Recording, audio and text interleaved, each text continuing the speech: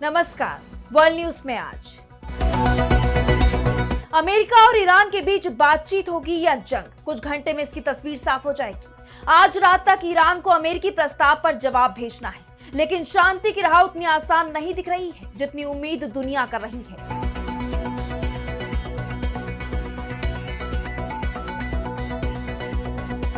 America ने एक page का प्रस्ताव ईरान को दिया है और जवाब मांगा है। ईरान का कहना है कि वो अमेरिकी प्रस्ताव पर विचार कर रहा है, लेकिन प्रस्ताव की कुछ शर्तें हैं जिन्हें मानने के लिए ईरान तैयार नहीं दिख रहा है।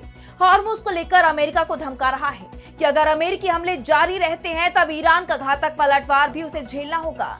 यानी ईरान जंग के लिए तैयार है, अमेरिका भी जंग की बात कर रहा है। इस तनाव के चलते पिछले 24 घंटों में हॉर्मुज से एक भी जहाज निकल नहीं पाया है। ईरान और अमेरिका में तेज हुआ टकराव, कभी भी शुरू हो सकती है जंग। इस पर हम करेंगे विस्तार से चर्चा, लेकिन आइए जरा उन खबरों को भी देख ले जिन पर आगे होगी बात।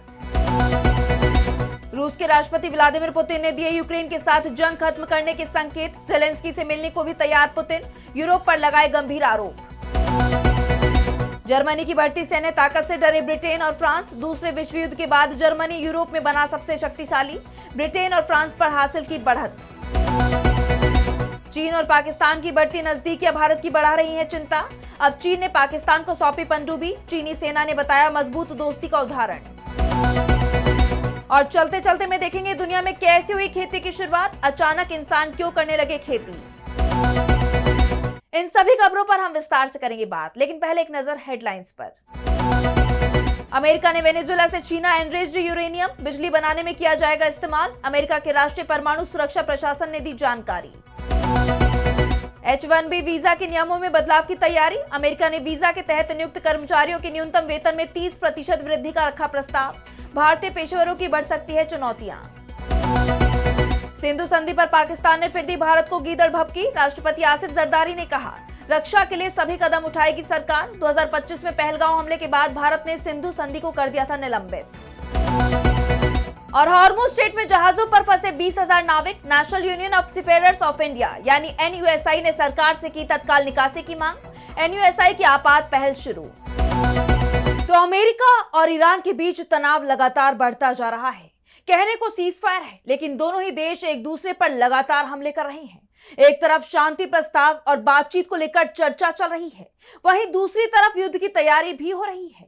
अमेरिका के राष्ट्रपति डोनाल्ड ट्रंप एक दिन शांति समझौते की बात करने लगते हैं, दावा करते हैं कि कुछ ही घंटों में डील होने वाली है, लेकिन कुछ देर बाद वो जंग की आग भड़काने की धमकी देने लगते हैं। अगर ट्रंप की रणनीति को ही देखें तो दिखाई देगा कि एक तरफ उन्होंने ईरान को एक पेज का शांति प्रस्ताव भेजा, ईरान का जवाब आता उससे पहले ही हॉर्मुज में ईरानी तेल टैंकरों पर अमेरिका ने हमला बोल दिया। और अब अमेरिकी राष्ट्रपति ने एक AI से बनाई गई तस्वीर शेयर की है। तस्वीर में ईरानी युद्धपोतों को समुद्र में डूबा हुआ दिखाया गया है।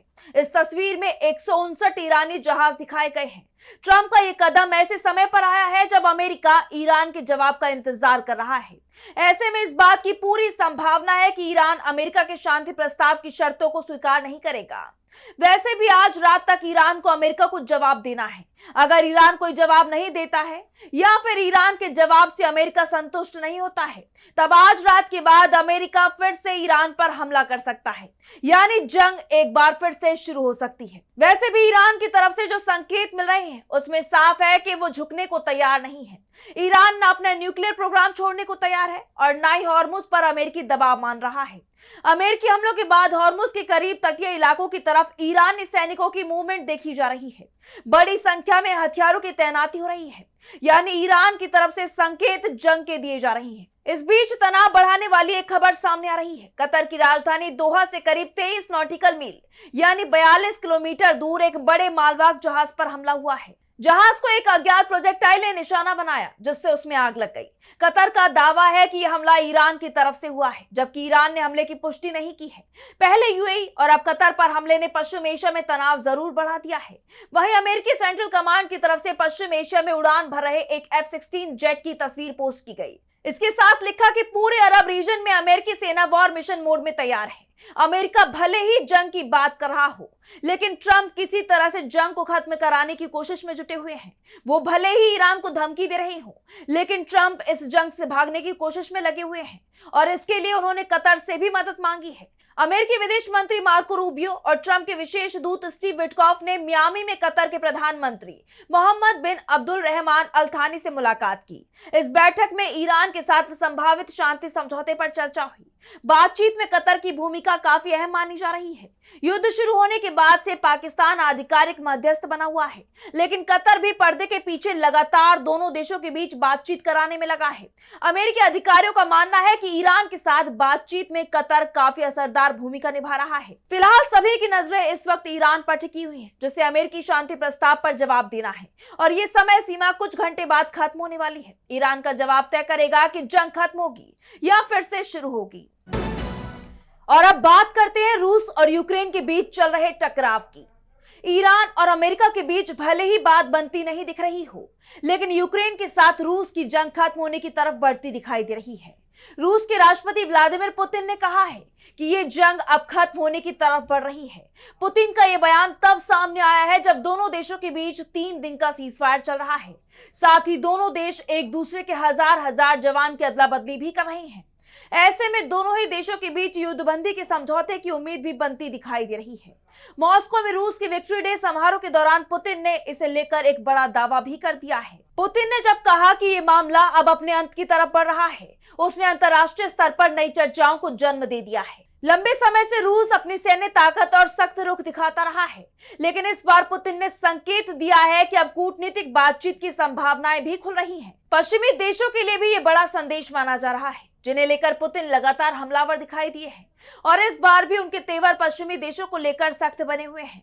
पुतिन ने कहा है कि पश्चिमी देशों ने यूक्रेन को रूस के खिलाफ एक हथियार की तरह इस्तेमाल किया है और रूस की सुरक्षा चिंताओं को नजरअंदाज किया गया है। ये जंग पश्चिमी देशों ने यूक्रेन के हाथों रूस के खिलाफ लड़ी है। पुतिन ने कहा, यूक्रेन के यूरोपीय संघ और नेटो में शामिल होने की कोशिशों के कारण ही ये जंग शुरू हुई, लेकिन इसके पीछे पश्चिमी देशों की साजिश छिपी थी, जिन्होंने बार बार रूस को गुमराह किया और अपनी असली मंशा छिपाई। रूस लंबे समय से नेटो के पूर्वी विस्तार को अपनी सुरक्षा के लिए खतरा मानता रहा है, लेकिन पश्चिमी देशों ने उसकी चिंताओं को गंभीरता से नहीं लिया। पश्चिमी देशों की सैन्य और राजनीतिक सहायता ने यूक्रेन को युद्ध जारी रखने के लिए प्रेरित किया। कुछ देशों को उम्मीद थी कि रूस कुछ महीनों में कमजोर पड़ जाएगा और उसकी राज्य व्यवस्था टूट जाएगी, लेकिन ऐसा नहीं हुआ। अब वो खुद इस संघर्ष में फंस चुके हैं। पुतिन ने यह भी संकेत दिए कि अगर यूक्रेन के साथ स्थायी शांति पर सहमति बनती है, तब वो जेलेंस्की के साथ सीधी बातचीत कर सकते हैं, लेकिन जेलेंस्की से तभी मिलेंगे जब समझौते की उम्मीद हो। फिलहाल 11 मई तक सीजफायर चल रहा है और इसे आगे भी बढ़ाया जा सकता है। वहीं पुतिन ने पश्चिमी देशों के साथ भविष्य में बातचीत की संभावनाओं से इनकार नहीं किया है, यानी रूस की तरफ से गेंद अब पश्चिमी देशों के पाले में डाल दी गई है कि उन्हें शांति चाहिए या जंग। रूस दोनों ही स्थितियों के लिए तैयार है। अब आगे बढ़ते हैं और बात करेंगे यूरोप में बदलते सैन्य संतुलन की। यूरोपीय देशों में अब तक ब्रिटेन और फ्रांस की सैन्य ताकत का ही दबदबा माना जाता था, लेकिन अब जर्मनी ने इन दोनों ही देशों को पीछे छोड़ दिया है। कुछ दिनों पहले ये खबर भी सामने आई थी कि जर्मनी परमाणु बम बनाने के काफी करीब पहुंच चुका है। उसके पास यूरेनियम पहले से ही था और अब परमाणु बम बनाने की तकनीक भी उसने हासिल कर ली है। जर्मनी की सरकार जिस दिन चाहे परमाणु बम का परीक्षण कर सकती है और अब खबर यह भी आ रही है कि जर्मनी सैन्य ताकत के रूप में ब्रिटेन और फ्रांस को भी पीछे छोड़ चुका है। यूरेशियन टाइम्स की रिपोर्ट में दावा किया गया है कि यूरोप के शक्ति संतुलन में जर्मनी और फ्रांस सबसे महत्वपूर्ण है। दोनों देश 150 सालों तक आपस में लड़ते रहे, लेकिन दूसरे विश्व युद्ध यानी 1945 के बाद दुश्मनी गहरी दोस्ती में बदल गई। 1945 के बाद यूरोप की सुरक्षा एक समझ पर टिकी थी। इसमें जर्मनी को आर्थिक ताकत बढ़ानी थी, वहीं फ्रांस और ब्रिटेन को परमाणु हथियारों और संयुक्त राष्ट्र सुरक्षा परिषद की स्थायी सदस्यता के साथ मजबूत सैन्य ताकत बनी रहना था। लेकिन अब जर्मनी यूएन में स्थायी सदस्यता हासिल करने की कोशिश में जुटने के साथ ही अपना सैन्य खर्च तेजी से बढ़ा रहा है। जर्मनी फिलहाल दूसरे यूरोपीय देशों की तुलना में अपने सेना के आधुनिकीकरण पर कहीं अधिक खर्च कर रहा है। वो उस टारगेट से भी आगे निकल चुका है जिस पर सभी नेटो देशों ने पिछले साल अपने शिखर सम्मेलन में सहमति जताई थी। ये लक्ष्य 2035 तक राष्ट्रीय आय के 3.5% के बराबर मुख्य सैन्य आवश्यकताओं पर खर्च करने का था। वॉशिंगटन के एक शोध संगठन अटलांटिक काउंसिल का कहना है कि जर्मनी इस साल अपने सेना पर करीब 127 अरब डॉलर खर्च करने वाला है, जो यूरोप में अब तक का सबसे अधिक खर्च होगा। वहीं ब्रिटेन 84 अरब डॉलर और फ्रांस तकरीबन 70 अरब डॉलर खर्च करेगा। जर्मनी की तरफ से जिस तरह से रक्षा तैयारियां की जा रही हैं, उसमें माना जा रहा है कि यह अंतर अगले कुछ सालों में और भी ज्यादा बढ़ जाएगा। फ्रांस को सबसे ज्यादा चिंता इसी बात की है। जर्मनी ने पहले ही F-35, CH-47 हेलीकॉप्टर, P-8 गश्ती विमान और एरो 3 मिसाइलों के लिए अरबों डॉलर के ऑर्डर दे दिए हैं। जर्मनी खुद अब 6वीं पीढ़ी के लड़ाकू विमान बनाने की तरफ आगे बढ़ रहा है। ये सब फ्रांस और ब्रिटेन दोनों की ही चिंता बढ़ा रही है। ये बात तो आप जानते ही हैं कि दुनिया में दोनों ही विश्व युद्ध के केंद्र में जर्मनी ही था और अब एक बार फिर से जर्मनी का तेजी से मजबूत सैन्य ताकत बनना यूरोप की चिंता का कारण भी बन सकता है। अब बात करेंगे पाकिस्तान और चीन की बढ़ती नजदीकियों की।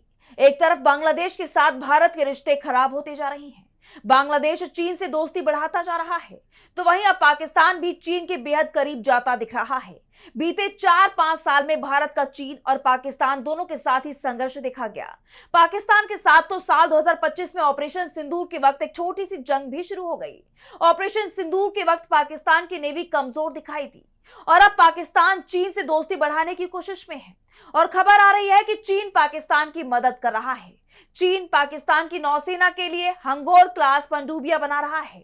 दरअसल पाकिस्तान ने चीन से एक बड़ा सौदा किया है, जिसके तहत पाकिस्तान चीन से 8 पनडुब्बियां खरीदेगा। इस समझौते के तहत चीन ने पाकिस्तान को पनडुब्बियां सौंपनी शुरू भी कर दी है। पनडुब्बी देने के बाद चीन ने इस पर बयान भी जारी किया है। चीन के रक्षा मंत्रालय यानी MND की तरफ से कहा गया है, पाकिस्तान को पहली पारंपरिक पनडुब्बी की डिलीवरी की गई है, जिसे हंगोर क्लास या PNSM नाम से जाना जाता है। ये डिलीवरी दोनों देशों के बीच सैन्य सहयोग दिखाती है।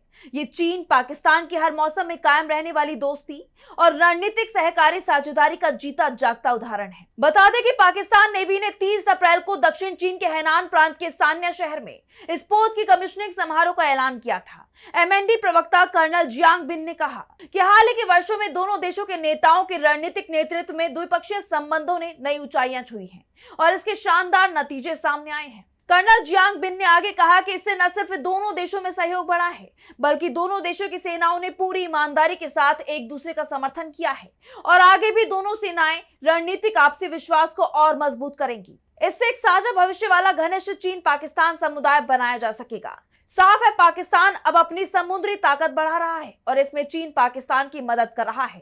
पाकिस्तान के इस कदम का असर भारत पर पड़ सकता है, लेकिन भारत भी अपनी मजबूती पर जोर दे रहा है, क्योंकि पाकिस्तान और भारत का टकराव काफी पुराना है। और अब चलते चलते में बात करेंगे खेती की शुरुआत की। आज से हजारों साल पहले इंसान कंदमूल खाकर और शिकार करके अपना गुजारा करता था, लेकिन क्या आप जानते हैं कि आज से करीब 7000 साल पहले दुनिया में एक बहुत बड़ा बदलाव आ रहा था। इंसान शिकार छोड़कर खेती की तरफ बढ़ रहा था। अब तक हम यही समझते थे कि खेती या तो किसी एक जगह शुरू हुई या फिर धीरे धीरे हर जगह खुद ब खुद फैलती गई, लेकिन मोरक्को में हुई एक नई खोज ने वैज्ञानिकों को हैरान कर दिया है। मोरक्को की 3 पुरानी गुफाओं और ठिकानों से मिले DNA से जो जानकारी मिली है वो काफी दिलचस्प और चौंकाने वाली है। वैज्ञानिकों को पता चला कि 7400 साल पहले यूरोप से कुछ लोग जिब्राल्टर जलडमरू मध्य पार करके उत्तरी अफ्रीका पहुंचे थे। ये लोग अपने साथ खेती का हुनर लाए थे। अब आप सोचेंगे कि यहाँ के स्थानीय लोगों से उनकी लड़ाई हुई होगी, लेकिन ऐसा कुछ नहीं हुआ। मोरक्को के पुराने शिकारी और बाहर से आए किसान साथ रहने लगे। उन्होंने एक दूसरे को मारा नहीं, बल्कि मिलकर रहना सीखा। शिकारियों ने अपनी पहचान भी बनाए रखी और मिट्टी के बर्तन बनाना और खेती करना भी सीख लिया। ये एक मिले जुले समाज की शुरुआत थी। इसके करीब 1000 साल बाद पश्चिम एशिया से चरवाहे अपने जानवरों के साथ यहाँ आ पहुंचे। वो अपने साथ रस्सी जैसे डिजाइन वाले अनोखे मिट्टी के बर्तन लाए थे। आज के उत्तरी अफ्रीका के लोग असल में इन 3 अलग अलग समूहों का एक मिश्रण है। ये खोज बताती है कि खेती की शुरुआत कोई अचानक वाली घटना नहीं थी, बल्कि ये यूरोप, अफ्रीका और एशिया की संस्कृतियों के आपस में मिलने और टकराने से बनी थी। सरल शब्दों में कहें तो मोरक्को उस जमाने की एक ऐसी जगह थी जहां पूरी दुनिया आकर मिल रही थी और यहां से खेती एक क्रांति के रूप में पूरी दुनिया में फैली। तो फिलहाल वर्ल्ड न्यूज में बस इतना ही। देश और दुनिया की तमाम बड़ी खबरों के लिए देखते रहिए DB लाइव। नमस्कार।